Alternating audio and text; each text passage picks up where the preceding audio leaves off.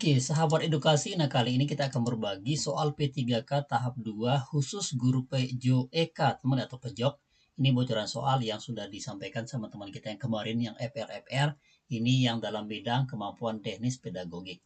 Oke, gimana caranya? Kita langsung aja ke pembahasannya. Nah, silakan simak teman-teman ya. Nah, nanti akan saya siapin nih file aslinya.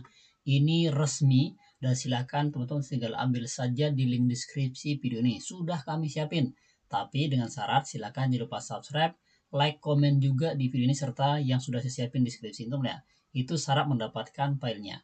Oke, kalau gitu kita langsung aja di sini kita bacakan soal nomor 1, soal PJOK. Kita bacakan.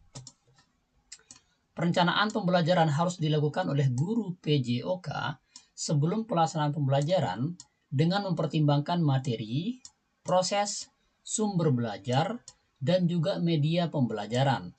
Apabila ada guru yang akan mengajar senam di sekolah yang terletak di daerah pinggiran, tidak ada internet, belum memiliki proyektor, media apa yang tepat digunakan oleh guru tersebut adalah, nah yang ditanyakan adalah medianya teman ya. Apakah kita pakai apa namanya, ini kan senam teman-teman ya. Apakah kita pakai apa namanya, pakai orang atau apa? Nah, kita cek di sini. A, video. B, gambar. C, guru dan siswa. D, boneka fraga. Lalu E, modul. Yuk teman-teman, yang mana jawabannya paling tepat di soal nomor 1 ini ketika Anda tidak punya internet, tapi Anda harus kreatif ya. Di pinggiran jalan jauh sana, misalkan di Papua atau di sana di Flores teman ya. Oke. Yaps, kita lihat dan cek jawaban yang paling tepat adalah yaitu C, guru dan siswa. Kenapa guru dan siswa? Karena di sini teman-teman ya, bahwa ketika kita sebagai guru kita harus menjadi orang yang memanfaatkan waktu itu seefisien mungkin. Ya, karena tidak mungkin karena di sana kan disebut di sini tidak ada internet. Nah, kemudian tidak ada proyektor. Tentu kita harus menggunakan boneka atau siswa atau gambar teman-teman ya. Nah, siswa dan guru ini merupakan alat yang sangat efisien. Tidak mungkin kita sewa boneka, itu kan perlu biaya. Kita kan guru honorer nih, tentu apa namanya, kita tidak akan mendapatkan apa yang diharapkan dan itu kan menghabiskan biaya banyak. Seperti itu teman ya untuk soal nomor 1 ini. Oke, next kita lanjut ke soal nomor 2. Kita bacakan. Dalam proses pelaksanaan pembelajaran, seorang guru PJOK memberikan hukuman kepada siswa yang salah dalam melakukan praktek lompat tinggi gaya menyamping. Dalam hal ini, sebenarnya guru PJOK telah memberikan umpan balik pada kategori A, ekstrinsik, B, intrinsik, C, motivasional, D, informasional, dan E, reinforcement. Nah, silakan teman ya. Yang mana nih jawabannya nih? Apakah yang A, B, C, atau D untuk soal nomor 2 ini? Oke, kita lihat bersama. Jawaban yang tepat adalah yaitu E, teman-teman ya. Kenapa E? Karena dalam fungsi feedback itu memberikan motivasi, reinforcement ya, atau punishment, lalu dengan memperolehnya gambaran yang konkret perihal kemampuan yang dimiliki oleh seorang siswa tersebut, baik keunggulan maupun kelemahan apabila kalau dibandingkan dengan siswa yang lainnya. Jadi itu namanya reinforcement teman ya, ini bahasa Inggris nih. Nah, ketika kita sebagai guru pojok itu mereka dikasih hukuman karena tidak sesuai apa yang diharapkan, sudah kita sampaikan di kelas di teorinya. Nah, ketika di lapangan dia salah teman-teman. Nah, ini yang kita kasih ada kategori yaitu reinforcement. Seperti itu. Oke, next kita lanjut ke soal nomor 3. Di sini kami tidak membahas banyak soal, kami hanya membahas 5 soal saja teman ya.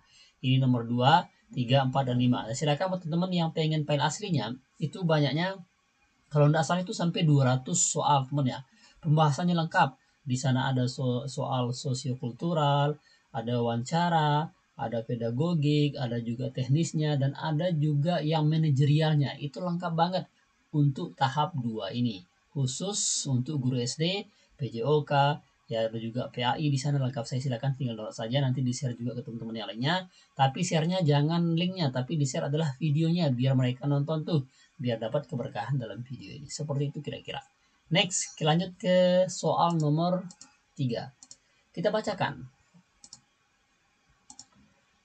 Guru menerapkan aturan disiplin kelas, peserta didik yang terlambat lebih dari 5 menit dihukum lari keliling lapangan sepak bola sebanyak 4 kali. Wah, kejam juga teman-teman ya. Pengelolaan kelas ini menggunakan pendekatan A. Otoriter, B. Permisif, C. Modifikasi tingkah laku, dan D. Kelompok, E. Individual. Yang mana teman-teman ya, pendekatan apa yang kita pakai ketika kita membuat peraturan, ketika ada yang terlambat, maka dia harus keliling 4 kali di lapangan. Apakah A, B, C, D, atau E? Oke, kita lihat dan cek bersama. Jawaban yang paling tepat adalah yaitu A. Itu disebut dengan pendekatan otoriter. Kenapa? Karena pengolahan classroom berdasarkan pendekatannya menurut Weber diklasifikasikan ke dalam 3 pengertian, teman, yaitu berdasarkan otoriter, kemudian pendekatan primitif, dan pendekatan modifikasi dan tingkah laku. Nah, sehingga di sini jawaban yang tepat adalah yaitu A, teman-teman.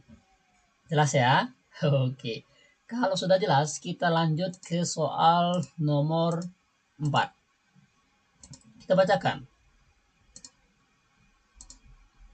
Dalam melakukan penilaian, teman-teman ya, dalam melakukan penilaian tentang sikap fair play yang terjadi dalam suatu pertandingan dapat dirumuskan suatu tugas dengan kata kerja di bawah ini. A. Terlihat menyusun, B. Menghargai, C. Menganalisis, D. Bekerja sama, dan E. Mentoleransi. Yuk teman-teman ya. Yang mana nih kata kerja yang cocok ketika kita melakukan penilaian tentang sikap fair play? Oke. Sudah ketemu? Kita langsung lihat dan cek bersama. Jawaban yang tepat adalah yaitu C. Menganalisa. Kenapa? Karena tujuan pendidikan dibagi menjadi 3 domain, teman ya. Pertama, kognitif.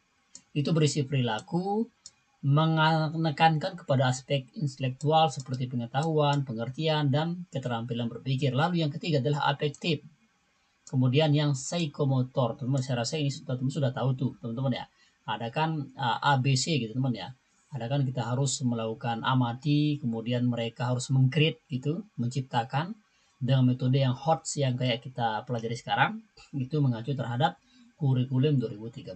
Jadi sehingga di sini yang tepat jawabannya adalah yaitu C, teman-teman. Menganalisis. Jelas ya? Nah, karena di sini sikap fair play. Nah, fair play itu dirumuskan dengan kata kerja. Menganalisis dulu. Oke, next kita lanjut ke soal nomor terakhir, yaitu soal nomor 5, teman ya.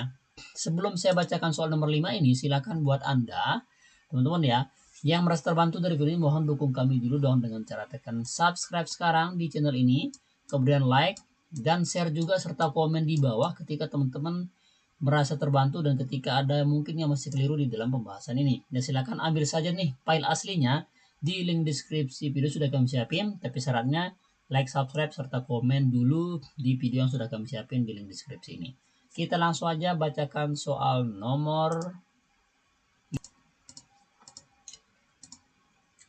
Rubrik dapat digunakan untuk membantu peserta diri mengukur sejauh mana kompetensi yang dimiliki dan dapat digunakan sebagai bagian dari perbaikan pembelajaran. Salah satu tujuan rubrik seperti yang digunakan siswa tersebut bisa berfungsi untuk A. Memotivasi, B. Menghakimi, C. Menentukan peringkat, D. Kelengkapan administrasi, dan E. Syarat sertifikasi. Yuk teman-teman, silakan yang mana jawabannya untuk soal nomor 5 ini. Yang nomor 5 ini kami mengharapkan teman-teman menjawabnya pada kolom komentar karena ini menjadi keseriusan Anda untuk menghadapi tes seleksi kompetensi di teknis atau pedagogik guru pejawab ini. Silakan teman-teman ya, ada silakan juga ambil, sudah kami siapin di link deskripsi ini untuk file aslinya. Itu banyaknya sekitar 200 pembahasan soal terbaru untuk tahap P3K yang tahap 2 ini. Demikian informasinya, semoga bermanfaat. Thank you, syukron, sekian. Wassalamualaikum warahmatullahi wabarakatuh.